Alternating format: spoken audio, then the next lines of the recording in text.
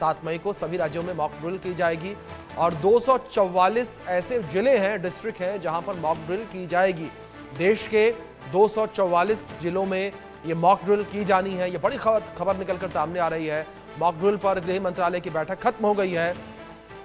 7 मई को सभी राज्यों में मॉक ड्रिल के निर्देश दिए गए हैं और 7 मई को देश के 244 जिलों में मॉक ड्रिल की जाएगी। सिविल डिफेंस की तैयारियों की समीक्षा बैठक में की गई है।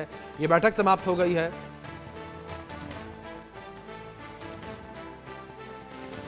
चलिए खबरों में आगे बढ़ते हैं। बड़ी खबर निकलकर सामने आ रही है। जम्मू कश्मीर के श्रीनगर में मॉक ड्रिल की गई है। एसडीआरएफ के जवानों के द्वारा डल झील पर मॉक ड्रिल की गई है। जम्मू कश्मीर के अरनिया में मॉक ड्रिल की गई है। ये बड़ी खबर निकलकर सामने आ रही है। जम्मू कश्मीर के अरनिया में मॉक ड्रिल की गई है।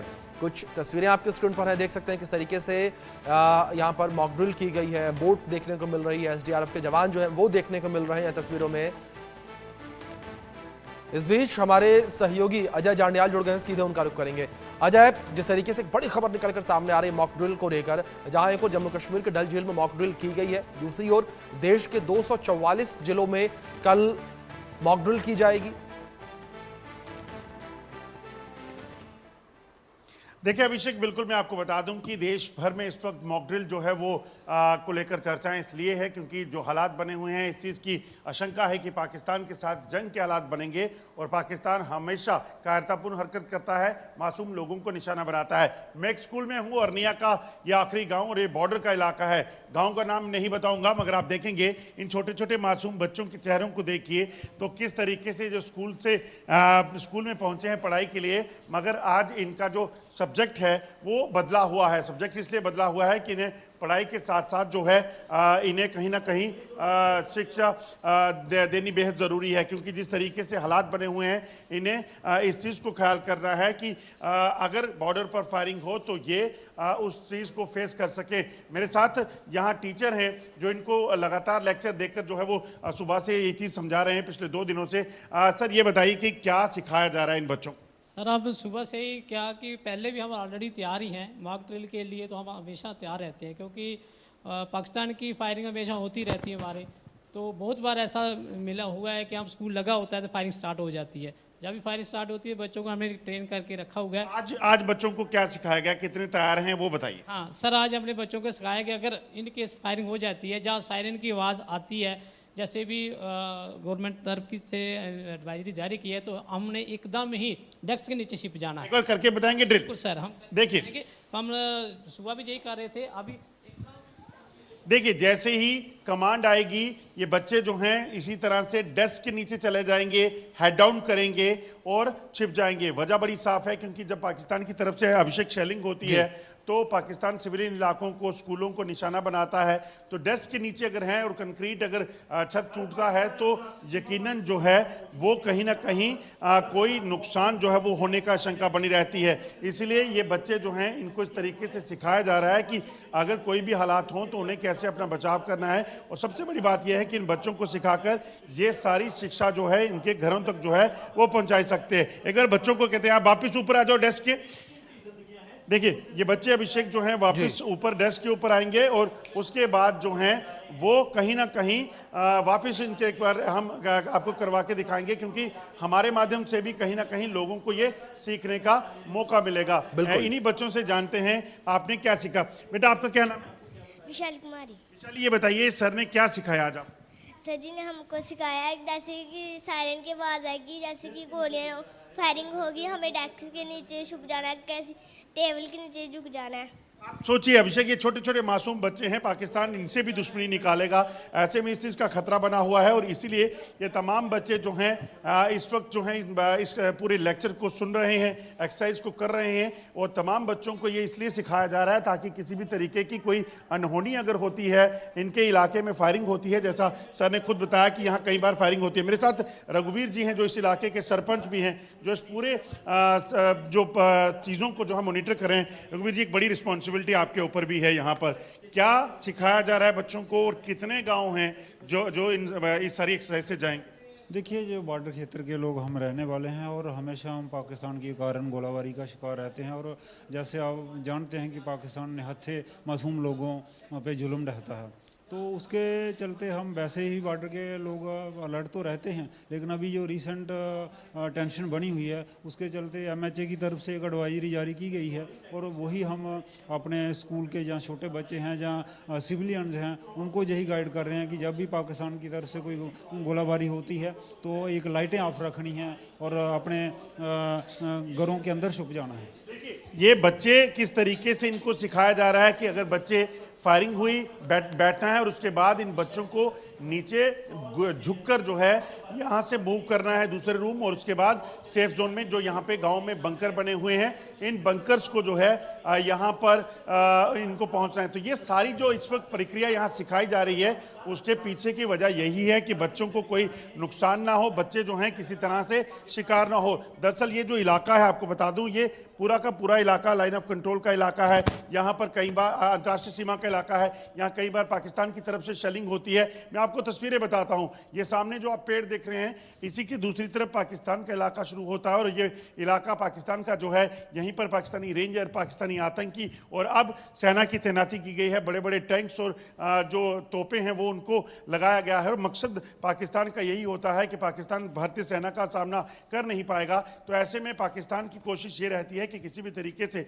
यहाँ लोगों को नुकसान पहुंचाए, क्योंकि पाकिस्तान जानता है जब लोगों को तकलीफ होगी तो उस तकलीफ से भारत को तकलीफ होगी, सरकार को तकलीफ होगी। इस तरह के प्रयास जो है पाकिस्तान की तरफ से होते हैं। ये बच्चे हैं मेरे साथ, एक बार मैं फिर बच्चों से बात करना चाहूंगा। आप ये बताइए मुझे, आपने भी अभी ट्रेनिंग की, आप इतने छोटे हो, क्या सिखाया सर ने? सर ने सिखाया कि फायरिंग होते ही आपने डेस्क के नीचे छुप जाना है और मोर्चे के अंदर छुप जाना। डरोगे तो नहीं आप? नहीं, डरेंगे नहीं। ये देखिए छोटे छोटे बच्चे हैं, ये भी पाकिस्तान को जवाब दे सकते हैं। हौसला इतना है, तैयार हैं आपको अगर कुछ भी होगा तो कैसे सेफ रहना है, घर वालों को भी सेफ रखना है? सर ने सिखाया जब कोई फायर होगा डेस्क के नीचे छुप जाना है, तो मोर्चे के अंदर ही भर जाना है। तो घर में भी ये जाकर आप सिखाओगे? जैस घर में भी ये सिखाने वाले हैं। सर एक चीज़ आपसे जानना चाहूँगा, आप प्लीज़ यहाँ पे आइएगा। एक चीज़ बताइए, ये जो बॉर्डर का गांव है, यहाँ से बॉर्डर तो काफ़ी पास होगा, तो खतरा तो जहाँ बना रहता हो? बिल्कुल सर, खतरा तो जहाँ 24 घंटे ही बना रहता है, क्योंकि हमारे से बॉर्डर हार्डली 1.5-2 किलोमीटर के आसपास है। तो फायरिंग छोटी तो होती रहती है, जब मोटर शेल आते वो तो हमारे ऊपर पड़ते ही हैं।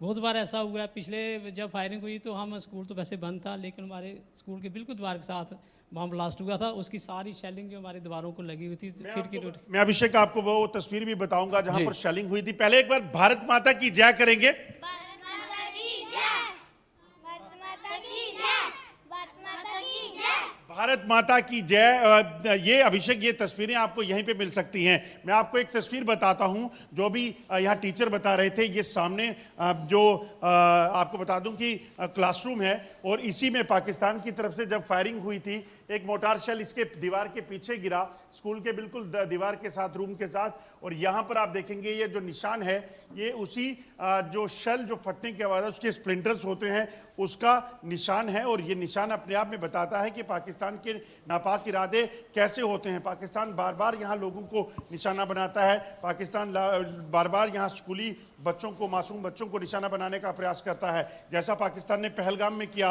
पाकिस्तान ऐसी चीज़ें इस अरनिया बॉर्डर में कई बार कर चुका है, और इसीलिए इन मासूम बच्चों की शिक्षा, इन मासूम बच्चों की सिखलाई, इन मासूम बच्चों की सुरक्षा को जो है वो कहीं ना कहीं सुनिश्चित इस वक्त सरकार करने में लगी हुई है। और इसीलिए एक तस्वीरें हैं, मैं एक बार आपको खुद इन बच्चों की जो एक्सरसाइज इन्होंने सीखी है, पलक झपकते ये बच्चे जो हैं तुरंत डेस्क के नीचे चले जाएंगे। लॉन्ग शॉट में बताऊंगा, हम एक बार फिर से एक्सरसाइज करेंगे, 1 2 3 करेंगे, 1 2 3। देखिए ये बच्चे पलक झपकते ही अपने आप को सुरक्षित करने के लिए डेस्क के नीचे चले जाते हैं। और ऐसे ही सैकड़ों स्कूल हैं लाइन ऑफ कंट्रोल के इलाके में, अंतर्राष्ट्रीय सीमा के इलाके में, जिन स्कूलों में इस एक्सरसाइज को कराया जा रहा है। और ये बेहद ज़रूरी इसलिए है क्योंकि इन इलाकों में स्कूलों में पढ़ने वाले बच्चों को पाकिस्तान निशाना बनाता है, मासूम निहत्थे बच्चों को निशाना बनाकर अपनी बहादुरी बताने की कोशिश करता है, और अपने आप में कहता है कि हम प्रोफेशनल आर्मी हैं। मुझे एक चीज़ बताइएगा रघुवीर जी, ये जो इलाका है यहाँ कितनी बार पहले भी शेलिंग हो चुकी है और कितनी भयानक होती है जब शेलिंग होती है?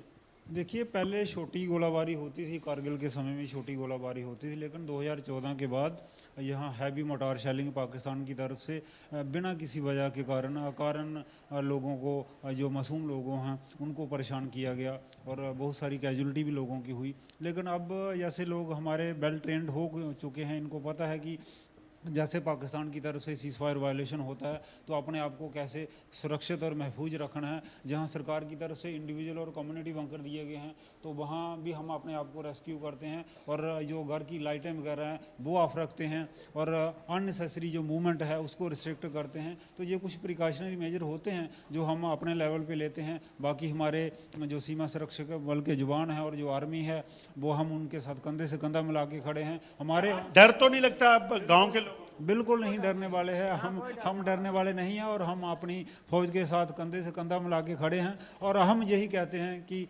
पाकिस्तान को ऐसी गहरी चोट दी जाए कि आने वाली कई पीढ़ियां भी ये याद रखें। लोग तैयार? बिल्कुल तैयार हैं। हमने पूरे अपने मोर्चे मार्चे सब कुछ तैयारी करके रखी है। हम तो कहते हैं जो कल जवाब देना वो आज दिया जाए उनको। और ग्राउंड पे सब कुछ ठीक ठाक है, नॉर्मल चल रहा है, कोई ऐसी बात नहीं है, कोई गरमाने वाली बात ही नहीं है। अच्छी तरह से हम रह रहे हैं, अच्छी तरह से सब कुछ है। हाँ, ये यहाँ के लोगों का जज्बा है अभिषेक, और छोटे छोटे बच्चे, और इन बच्चों में देशभक्ति जो है वो कूट कूट कर भरी हुई है। बेटा एक आप मुझे, मैंने सुना है कि आप देशभक्ति गाना बहुत अच्छा सुनाते हो, मुझे सुनाओगे? देश तेरा देश मेरा।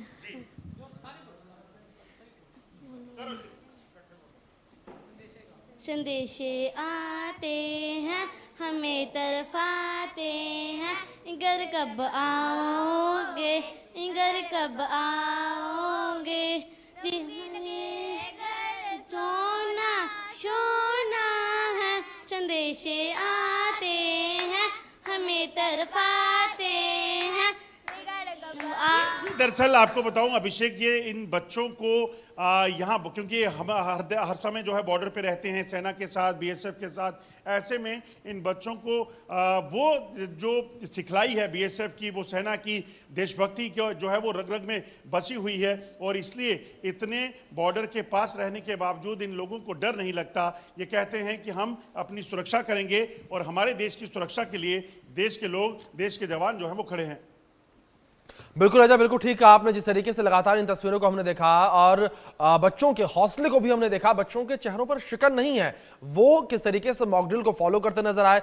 आपने जैसे ही 1 2 3 कहा, बच्चे तुरंत ही within a second desk के नीचे चले गए। ये दर्शाता कि किस तरीके से बच्चे लगातार प्रैक्टिस किए हुए हैं, किस तरीके से उनकी क्षमता जो है वो बढ़ गई है। लेकिन इस बीच अजय, एक सवाल आपसे यहां पर यह भी है कि अगर बात बैठक को लेकर की जाए, एक बड़ी बैठक यहां पर MHA में हुई और गृह मंत्री अमित शाह भी इस बैठक में मौजूद रहे, क्या कुछ दिशा निर्देश इस बैठक के बाद जारी किए गए? क्योंकि कहा जा रहा था एक एडवाइजरी जारी कर दी जाएगी इस बैठक के बाद, क्या वो एडवाइजरी जारी हुई? क्या कुछ कहा गया बैठक के बाद?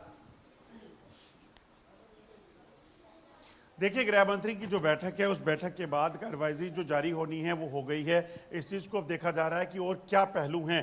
हर डिपार्टमेंट, हर जो तबका है, हर सेक्टर के लोग जो हैं, उन लोगों को कहीं ना कहीं इस चीज़ को सुनिश्चित करना है कि कोई भी चीज़ अनअटेंडेड ना रहे, कोई भी डिपार्टमेंट अनअटेंडेड ना रहे। किसको क्या काम दिया जाएगा, किसको क्या करना है, इन चीज़ों को कहीं ना कहीं सुनिश्चित करना बेहद ज़रूरी है। क्योंकि इस चीज़ की चिंता बनी रहती है कि अगर कहीं पाकिस्तान फायरिंग करे, और पाकिस्तान में आपको बता दूं कि जो सबसे ज़्यादा आशंका है वो यही है कि पाकिस्तान हमेशा सिविलियंस को टारगेट करेगा, पाकिस्तान मासूम बच्चों को टारगेट करेगा। तो ऐसे में इन बच्चों के साथ साथ तमाम जो तबके हैं समाज के, तमाम जो डिपार्टमेंट हैं, उनको कहीं ना कहीं एड्रेस करना बेहद ज़रूरी है। डूज एंड डोंट्स क्या रहेंगे, क्या करना है, क्या नहीं करना है, कब कैसे क्या रिएक्ट करना है, उन सभी चीज़ों को लेकर कहीं ना कहीं ये बैठकों का सिलसिला जारी है। जब यहाँ बैठकें हो रही हैं तो हलचल सरहद पार पाकिस्तान में बढ़ रही है। बिल्कुल बिल्कुल ठीक कहा आपने कि जिस तरीके से यहाँ बैठकें हो रही हैं, हलचल पाकिस्तान में लगातार देखने को मिल रही है। आपसे रिक्वेस्ट करूंगा मैं अजय, आप प्लीज बने रहे मेरे साथ। इस बीच एक बड़ी खबर सामने आ रही है, उसका रुख कर लेते हैं। अपने दर्शकों